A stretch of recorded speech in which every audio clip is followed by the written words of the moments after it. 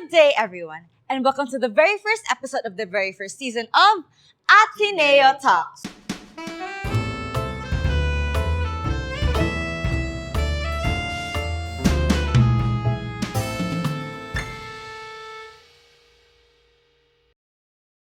What a great way to start the year, especially with this comfy abode, us chit-chatting here, especially wondering how we could become the best version of ourselves from last year, which we will talk about in depth later on. So I am Gabrielle Marie M. Ruiz of Prime Magazine. I am Kirsten of IMAHE and the Gavel Club. And I am Daniel Rosa of the Gavel Club, and I'm very happy to be here. Now, Kirsten, aren't you excited for our first season of this show? Super. Why don't you tell our audience more about our series for the next month? So, with the theme Navigating Uncertainties, Conquering Adversities, the talk show is a long-term collaboration among four organizations, namely the Gavel Club, IMAHE, Prime Magazines, and No Budget Productions. And this talk show features a media analysis of current events and features an adolescent's take on the issues for discussion. And the talk show wishes to encompass the modern Ateneo Hearter's way of being a reliable voice of hope, a proactive emblem of influence, and an impactful vessel of change. I mean, in short, it's basically just a platform for youth empowerment and a really awesome talk show. They always say, New Year, New Me.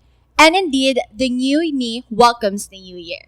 Indeed, it seems like every year always seems to change us as persons, whether it be for the good or for the worse.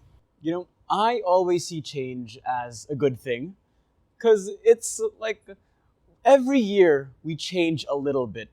And every new year, it's like a perfect setting point for us to change little by little to what we want to be to inch towards that ideal of ourselves, to be that person of managers, to be that person of seven C's, and to give back to our community. Since we've come to the end of the new year, I want to ask, how was your New Year celebration, guys?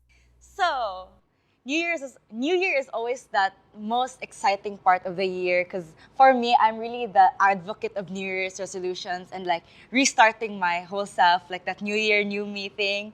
And okay, so first thing I do during the New Year's is to, of course, build up my energy with my family, like hours before the clock hits midnight.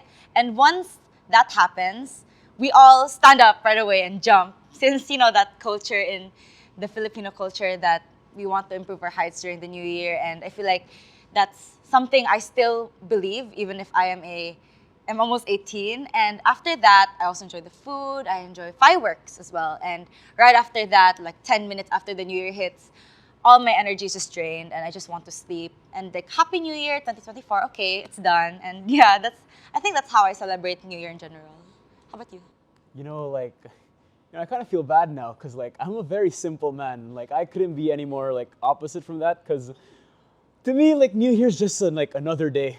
It's just December 31 or December 30, I don't even know, January 1, whatever. It's just it's the same as any other day. The fireworks, the year, the countdown, I don't really care. To be honest, the only thing about New Year for me is it's a day that just so happens that everybody just cooks up the best spread for some reason. The most immaculate food you could ever think of. And that's all I care about. I just want to pig out. I just want to getting hungry just thinking about it, but that's all it is to me, really. For me, my New Year celebration really actually depends. There are times of the year where I would go visit my dad's homeland, which is in Cagayan de Oro, which I spend there my relatives and my family. Or sometimes I spend here in Cebu, home with my mother's side of the family. And it's same with yours, guys. I celebrate with them. There's a feast and watch the fireworks and wait until New Year countdown. And once that's there, mine is a different way. Mine is you open the windows for blessings to come and then eventually just sleep. So since we all have similar practices during the New Year's, I want to ask do you guys have New Year's resolutions? Let's take some time to think. I feel I don't really need to think because for me, like I said, New Year's just another different day, right? It's any other day. So the first point, like, why would I need to change on this day specifically? And number two, like, what do I even need to change?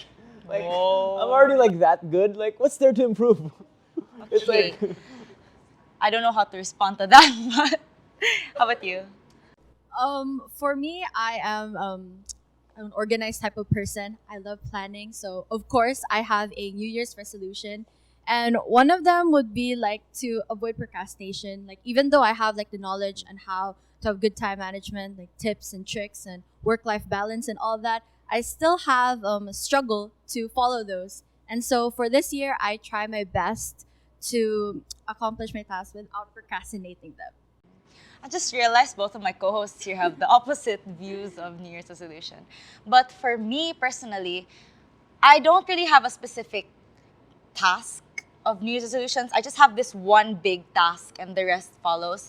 And for me, that is to grab opportunities. I feel like that's one thing that's very important because that once I grab opportunities, whether academic related or dance org related, that's when everything follows. And for me, I can accomplish a lot of things once I get, opportunities. So I realized that everyone has different views on New Year's resolutions, but you don't really have. but, like, I guess I'd like to like bounce off of that and like ask a question. That's, I mean, I don't do New Year's resolution, but like since you guys do, I'm curious.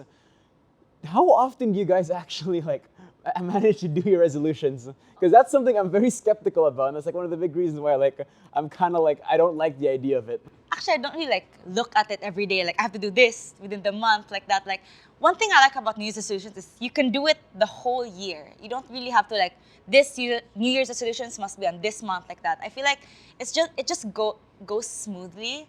Like I just have it in mind, but then I don't look at it every day. It just goes along with the flow. Yeah, but like how often do you actually get it done? That's what I'm curious about. Depends on the gravity or like how. It depends on how big the New Year's resolution is, but small things can be done quicker, and then big things can go sooner. How often do you actually get it done? Because like there's a thing where it's like people make all these big resolutions, but I feel like they're kind of unrealistic, right? Or like they don't really fit in. Like, oh, I'm gonna be amazing today. I'm gonna be the greatest version of myself, and like 2025 rolls in, same old, same old. 2025 is my year now. So that's totally understandable. Many people do struggle with sticking to their resolutions or not have any resolutions at all. So for me, that New Year's resolutions like this can really make us fully commit or have a purpose on what we want to do for that entire year. So that's it. Now, before we discuss anything further, let us get someone who knows very well what we should do and what we should be practicing for the new year. We have a special guest, where she's one of the 10 accomplished youth organizations, an outstanding Boy Scout, as well as having achieved the Eagle Scout and Ave Maria Cross Awards, as well as being the ISLC or Student Council President of this school year, 2023 to 2024. Welcome, Ms. Therese Napuli. Good morning, everyone. I'm so glad to be here with you guys today. Aside from that, we're opening up the series with not just one, but two guests to grace our presence for this episode. Another is a graduating psychology major from University of San Carlos. He has been involved in multiple guest speaking events as well, often around the environment.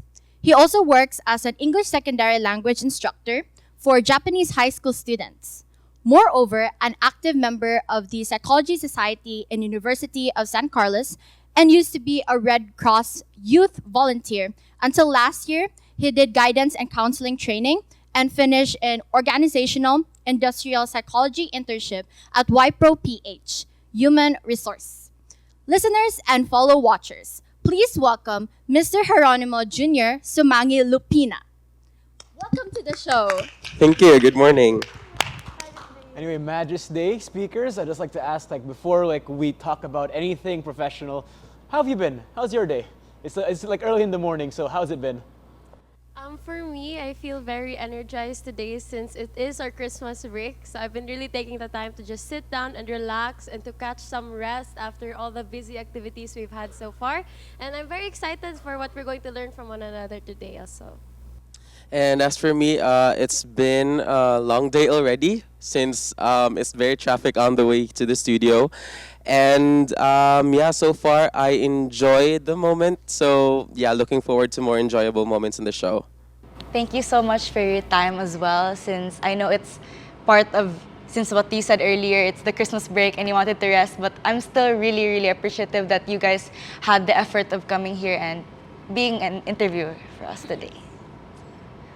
So before we start, we will play a game.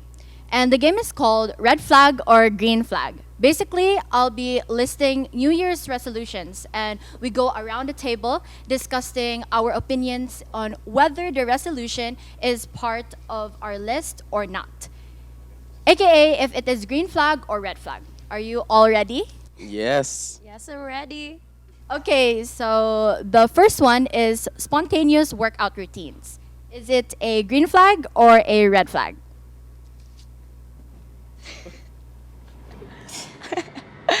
Okay, who wants to go first? We have really differing, maybe you can go You can go first. Okay, for me, the reason why it's a medyo red flag is because it's spontaneous na. I know nga medyo workout routines have to be more consistent and consistency is better than having it like you do a lot of workouts on 1 week and then stop and then do a lot. Better to do like little segments, but at least you're keeping it consistent and constant. That's what I heard lang. Yeah, okay, that's a really reasonable choice. But for me, it's a green flag for me because as long as something is done, it's really good for me because, in my age, I'm kind of old. So being spontaneous is actually not a bad thing, but being consistent is also good, but being spontaneous just means that we have something adventurous in mind, and that it's a really big green flag for me because it's something that we get to do out of a sudden. So yeah. Is this a red flag or a green flag, guys? Recycling past year resolutions. Pwede ba both? Joke. Okay, why Miss Therese? Actually, I'm really torn with this one because I do think that it's a good idea to have this, the same goals. Like if you're really dedicated to it, then you can reuse it. But I think there's also that idea that if it didn't work this year, then maybe you have to realign and look again at what your goals are and maybe change them up to be maybe more realistic or something that fits. Because also, every year you as a person, you grow. And sometimes your goals change and your goals are different. And so it's not always going. I think nahimo naman og red flag akong answer, so go na lang. But yeah, like people change and goals change, and I think that's also aligned with our resolutions. Also, nga it should fit what we want at that moment and for that year.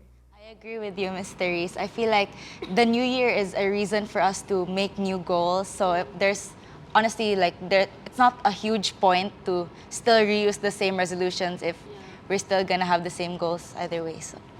Okay, so for the next one is actually kind of spicy because it's related to romance. So is it a green flag or a red flag? Setting standards for a partner. 1, 2, 3. Okay, I thought we had different. Okay, so All right, so setting standards is a green flag for me because, why would you settle for something less than you deserve? So you have to have a standard. So it doesn't matter if it's a very high standard as long as, you deserve to have that standard. You have to stand by it and, work on getting or finding a person or waiting for a person who fits that standard without even trying. So that's a very green flag for me. so to our hosts who wants to answer. Don't ask me. How about you? For me, it is a green flag setting standard for a partner because like you want to be treated right, and you also want to be with that partner that supports you with goals and also work together for a better future. For the last one, it is apathy for New Year resolutions. Is that a green flag or a red flag? 3, 2, 1, go. I knew it. Okay. Okay, I feel like I need to explain myself because I'm the reason that's in the script, but here's the thing. Here's how I view the question, okay? Here's how I view the paradigm. And that's when you're apathetic about a New Year's resolution, like what is a New Year's resolution, guys? It's like a thing you say on this day, I will do it because of this day. It's motivated by that fact. Like, to me, the idea of being like apathetic on New Year's, like, who cares about New Year's resolution? It's not a bad thing, right? Because it's just the idea that a New Year's resolution isn't something that needs to be on the new year. It's like, why should I care about it because of the new year?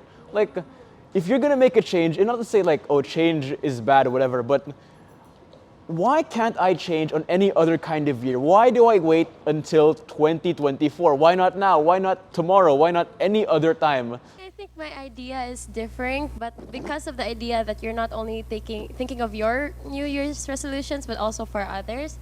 So I like the idea of like, although like yes, you can always start a new goal every day and nothing's stopping you from doing that, there's something beautiful about doing it with people all over the world. And like with everyone from all over the world making a new promise that this year they'll do something better. And I also like the traditions that we have, like when you jump in the air so that you can grow taller, or you promise yourselves that you're gonna sleep better, and all of those kinds of things. I think it's fun, and I think it's part of our culture, man sad siguro, as people. And the way I view the question is just like apathetic towards siguro other people's resolutions, and that like because it's not ours, like di ta mo hatag og paki. But I really think that it's important to also acknowledge other people's goals and their dreams and to support them in that. And I like New Year's as the idea of us celebrating that really fresh start and that, you know, that encouragement between other people. But maura ang ako. So Okay, that was fun. But I think we should move on to, I guess, a topic that's a bit more serious and ask you guys a few questions about change, about New Year's, and most importantly, about people. So if you would, I'd like to say the first question, which is directed directly to you, Kuya Hero. From a psychological perspective, why do you think that people need to make resolutions from like at the start of a new year? Okay, so thank you. So like what Therese mentioned earlier, it's considered a fresh start at the start of the year. And people usually make New Year's resolution to start the year with something, with a big bang, you know, with thinking what they want to do the rest of the year, with thinking what they want to achieve. And on a psychological perspective, it gives the person a sense of aspiration, the motivation. You know, motivation to a person is a very important thing, right? So it's basically what gets us to do things, to wake up in the morning. That's a motivation. And New Year's resolution just gives us that, you know, give us the motivation to do things, to achieve these things, to set up some goals for ourselves and for others. And doing it at the start of the new year, not in the middle of it, not at the end of it, is basically making yourself, is giving you yourself the prompt that you want to be a changed person. With that, moving on to the next question, dedicated to the both of you. What is the boundary between realistic and unrealistic goals? well, for me, I think goals can be limitless because you can dream as big as you want. It really depends on what your aspirations are. You have stories of people who started out with nothing and not a penny to their name and ended up becoming the richest man in the Philippines and running for president and Chirva. And you also have people who were told they die when they're young and ended up living a full life, growing old and having a family. And so nothing is really impossible. Nothing is really like limited in terms of what you can do with your life because you have a long life ahead of you. And a year, as Kuya said, a year is very long for you to do what you do. But I think in terms of what makes it realistic and unrealistic is a commitment. It's that you'll tell yourself that, oh, I'll have a certain physique or I'll be able to do these things, run a marathon, but then you only train for like one day and that's it, and give up. So I think those are the things that set you or give you that limit in terms of your goals. It's your commitment and your drive to really do something about it and to really want it. Because there's like this thing, I don't know if you would like me saying this because it's not really like a psych thing, but they call it like the law of attraction. Where like if you think it and if you believe it, it will happen. Because like that way, like the universe will conspire with you to achieve it and everything, that idea, right? So, of course, if you have this goal and if you really want it, then you would really work for it. And somehow, in one way or another, you can achieve it. But it's really you, and I think your commitment that's going to set that limit, and it's going to say whether you really can or can't. So yeah, that's it for me. For a follow-up question, is there instances where the two of you made both realistic goal and unrealistic goals? And what was your reaction to if you were able to achieve them or not? Okay, so a personal experience. I guess I would. Yeah, I guess I would work. I would share a personal experience about me wanting to go abroad in 2023. So, unfortunately, that did not happen because that goal was unrealistic. I still do not have my passport. I still do not have my visa because my brother, who works and lives in Tennessee, the USA, invited me to finish my studies there because there was a local community college there that offers a very good program for psychology, and he wanted me to at least supplement or finish my degree there.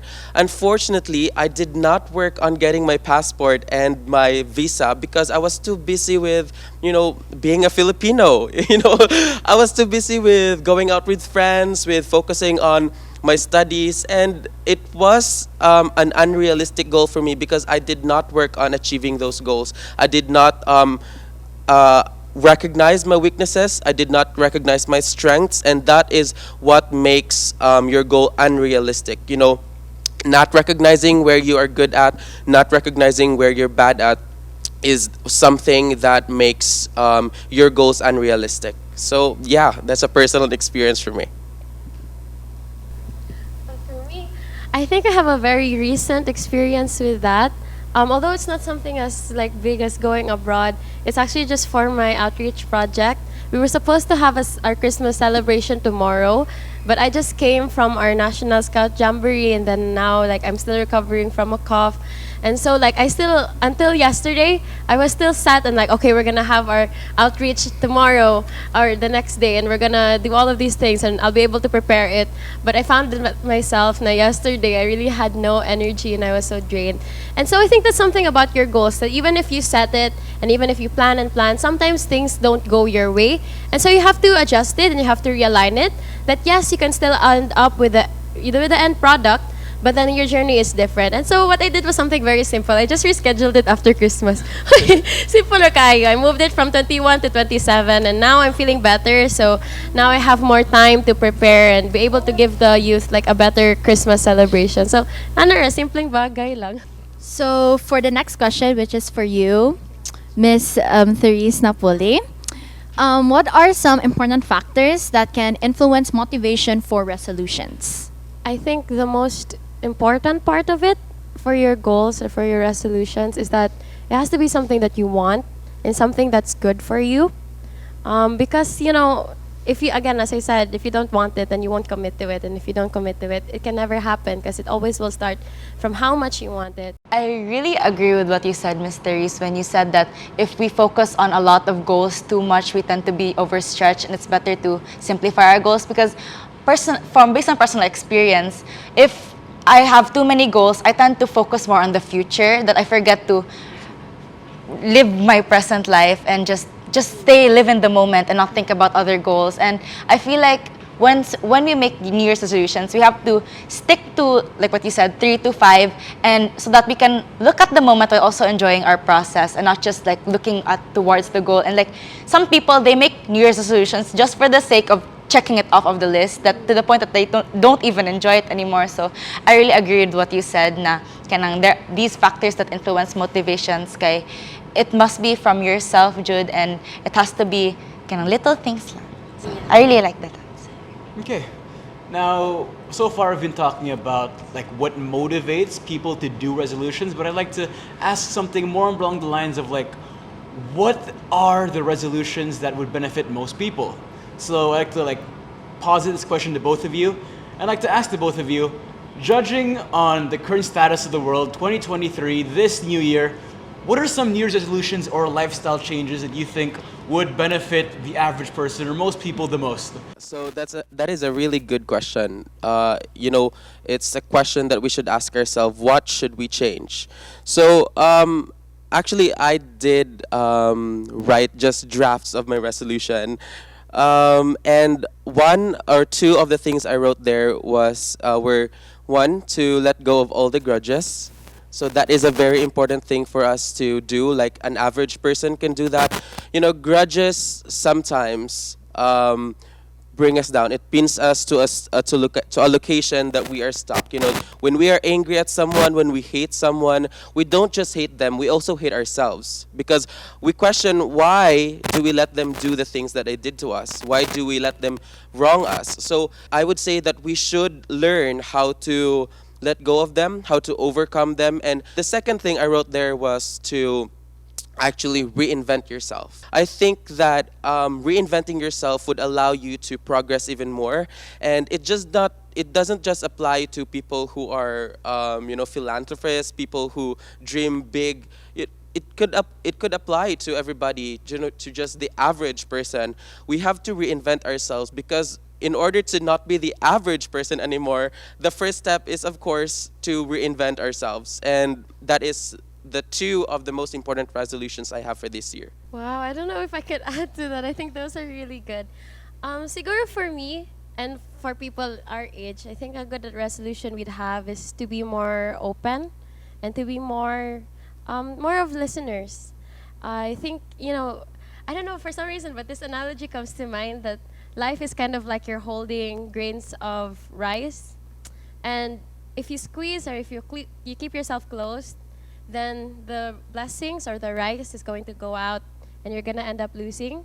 But if you open yourself up and if you're open to giving to others, you also receive or are able to receive blessings in return and are able to also keep more of your blessings. And I think that's so like, oh, that's so legit.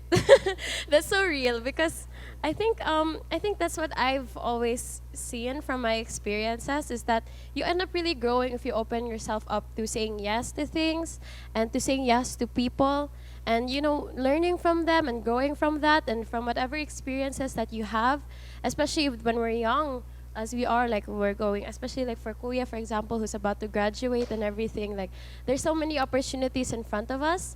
And I think it's really good to be open to that and to explore that and to take this opportunity to know where we are going and to know what we are good at, to know what we want in life. And I think it's at our age, that's really a prime time for us to discover all of these things and to be open and always listen and be kind. So, wala siya. Moving on, the next question is dedicated to Kuya Jero. So, what advice can you give to someone who feels discouraged in continuing their goals? The advice I could give is to just try to restart again.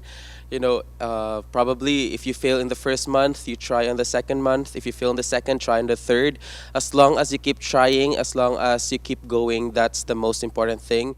Well, speaking of goals, I'd like to ask a question to you, Therese, about when we're talking about like having these goals, we often make them with the image of a better version of ourselves, about an actualized version of ourselves, about the peak of what we could be. At what point do you think someone could say, I have reached this peak, I have reached like this point as a person? I don't know. I feel like saying being happy or being content with it, I feel like that's a little more too simple to say it. Because based on my experience ng Gyud, there are times like when we go on stage and when we have a pin or a medal put on our uniform or when we get a plaque. From my experience, when looking back, I realized nga more like it's not even a goal anymore. Like, going for the different searches, the whole like outstanding scout and everything. I remember really thinking to myself nga more like, this isn't anymore something that is make or break. Like for me, I'd be happy with or without it. And I think that was the goal in the end. Like, to know that I've grown enough to not have to want like a title or to want something, but really to grow as a person. And for me, that goal was to be a person for others. So, next question, which leads to for both of you. How do you think people can make New Year's resolutions more than just themselves or their personal goals? Okay, so I think we can make our New Year's resolution more about ourselves. Is through, I think, I think we could just try to fix ourselves first. 2023 is a very damaging year. We've had a lot of pains, a lot of struggles, and when we struggle with some of our own stuff, we tend to close our doors to other people, and we tend to be pessimistic. We tend to be afraid of things, and when we try to fix that, we are able to open ourselves up more to people and show kindness, radiate that brightness inside us. For me, I think it's there are categories for kinds of goals or kinds of resolutions that you can make. And then that's how I think you can also anchor your resolutions towards. So for example, you have one resolution for health. So like I promise to myself that I'll eat more of this kind of food. And then there's another one for finance. So like I promise nga I won't be buying this anymore, or I won't be scrolling through Shopee that long anymore. And then there's another one you can have for academic or career wise na, oh, I'll have really like 3 hours every day to study, and I'll start from 1 hour every day. And then there's another one for yourself. So I'll stop, or every morning I'll look at myself in the mirror, give myself affirmations. And lastly, I think there's one that you can have for social.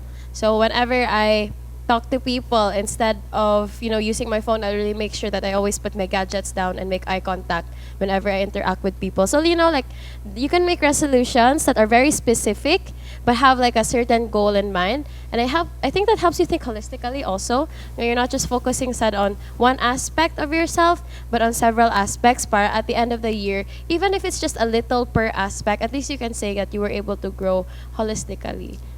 Anyway, we started off this segment by asking you guys how you felt. Now I'd like to run that question back and ask you guys, again, how are you feeling now? For me, I'm actually very grateful no, for my fellow guest here. Si Kuya nga very wise kaayo, and everything that he shared with us today is very good. And even the insights of our MCs today are also very nice. So I'm glad nga we have this opportunity to share our perspectives, and it's also inspired me to finally write my resolutions for the next year. Yeah, and as for me, I feel really great as well. And thank you very much for inviting us to this show. It's been a journey. One more round of applause. So, that is it for the episode 1 of this series, Ateneo Talks.